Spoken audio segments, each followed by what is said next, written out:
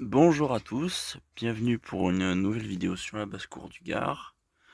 Aujourd'hui vidéo tuto, comment faire de la reproduction avec vos poules, comment avoir des poussins. Donc ici je vous rappelle, je vous renvoie vers la vidéo où je vous présentais l'élevage de mon grand-père, je sais pas si vous vous en rappelez, où je vous avais dit qu'il y avait cette poule blanche qui couvait des œufs. Je sais pas si elle est licorne, ouais, me posez pas la question, hein. Mais si c'est licorne, c'est souche industrielle. C'est pas sujet d'exposition, mais en gros cette jolie petite poupoule, on avait mis des œufs fécondés sous elle, et elle couvait. Du coup je vais vous expliquer comment mettre des œufs fécondés sous une poule, pendant qu'elle couvre, comment la déplacer, mais bon, c'est pas trop le sujet de la vidéo, là, de déplacer une poule. Là je vais vous dire comment faire pour avoir des poussins. On se retrouve directement après l'intro pour que je vous explique tout ça.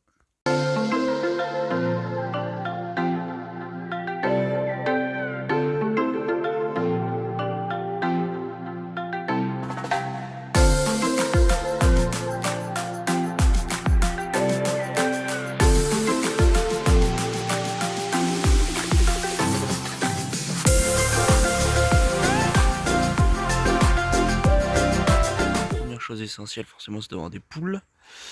Il vous en faudra au moins 4 pour un coq, pour qu'il soit satisfait, qu'il s'acharne pas sur une seule et même poule, qu'il les blesse pas à force de les monter. Les poules, la saison de repro généralement, où elles vont se reproduire avec les coqs, c'est entre avril et août. C'est entre avril et... Donc, explication. La poule, elle a un stock d'ovules qui sans coq ne seront pas fécondés. Et les ovules en fait c'est des jeunes.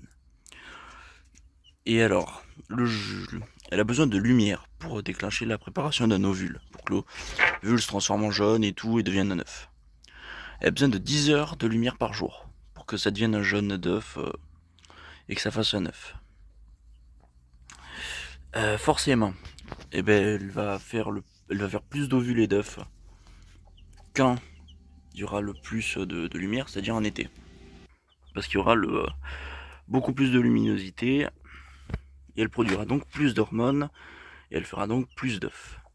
C'est donc à cette période-là qu'elle va se reproduire, qu'elle va accepter le coq. Et du coup, une fois que votre poule elle a pondu et qu'elle commence à couver, soit vous la laissez sur place, soit vous la déplacez en clapier. C'est mieux en clapier, comme ça elle n'est pas trop emmerdée par les rats et tout. Du coup, pour la déplacer en clapier, c'est simple. Vous essayez de refaire au maximum l'environnement où elle était pour pas la déstabiliser. Et ce que vous faites, c'est que vous prenez des œufs qu'elle était déjà en train de couver. Vous les mettez sous elle le soir venu, là, quand vous la changez. Vaut mieux le faire le soir, hein. Je précise, c'est mieux de faire le soir, après vous le faites à l'heure que vous voulez. Vous la mettez en clapier avec 2 de ses œufs dans une caisse comme ça, pour qu'elle puisse couver. Vous la placez en clapier comme ceci avec une caisse et ses 2 œufs. Comme elle les aura déjà couvés, elle ne sera pas trop déstabilisée, elle sentira que c'est les siens et qu'elle les a déjà chauffés. Donc elle continuera de couver. Et le lendemain, si elle continue de couver, si le soir vous voyez qu'elle couve, qu'elle est restée sur les œufs, qu'elle continue de couver, vous pouvez mettre d'autres œufs, donc soit des œufs qu'elle avait déjà, qui étaient déjà en train de couver, soit des œufs que vous avez choisis qui sont d'une autre espèce, d'une autre race. Ou alors vous laissez tout simplement les œufs qui étaient déjà en train de couver. Vous pouvez y mettre un petit peu de tout, hein, canard, vous pouvez y mettre des œufs de canard, de pintade, de dinde, ça y a pas de problème. De faisan aussi, ça faisan, on a testé, ça marchait. Par contre, caille, pintade et oie, alors caille c'est petit, du coup, non, vous mieux éviter, elle va les écraser les œufs.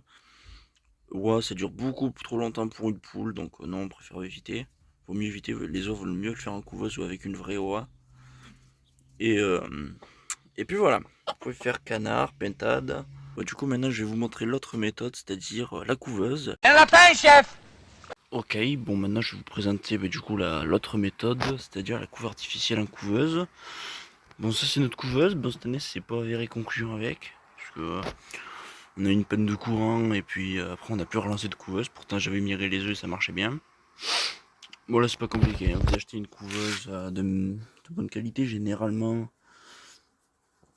vous prenez sur Ducation ou la ferme de Beaumont, selon ce que vous prenez. Si vous les prenez sur des sites spécialisés, normalement ça va, c'est de la qualité, c'est des marques qui sont spécialisées dans ça. Après forcément, vous aurez le retournement automatique et manuel, qui serait une différence. Parce que les œufs ont besoin d'être retournés pour éviter que l'embryon se colle à la coquille. Donc alors soit vous en avez une à retournement automatique, comme celle-là, où genre les œufs se retournent automatiquement, ou une manuelle où vous êtes obligé de retourner les œufs.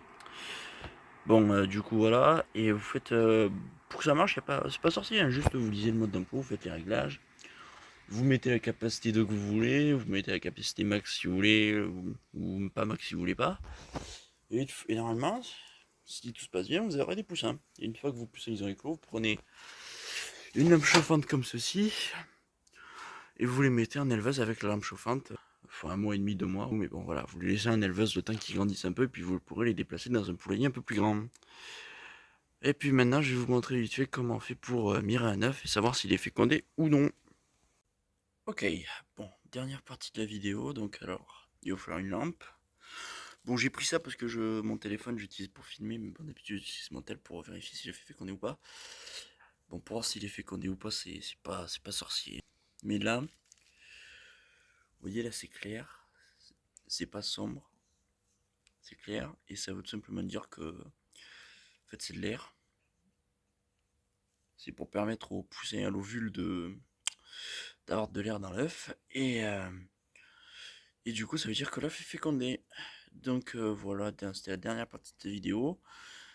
C'est la fin de cette vidéo, j'espère qu'elle vous a plu, qu'elle vous aura bien aidé pour votre élevage, comment faire la reproduction de poules. Et moi je vous dis ciao, à la prochaine pour de prochaines vidéos, et n'oubliez pas de liker, partager et de vous abonner à la chaîne.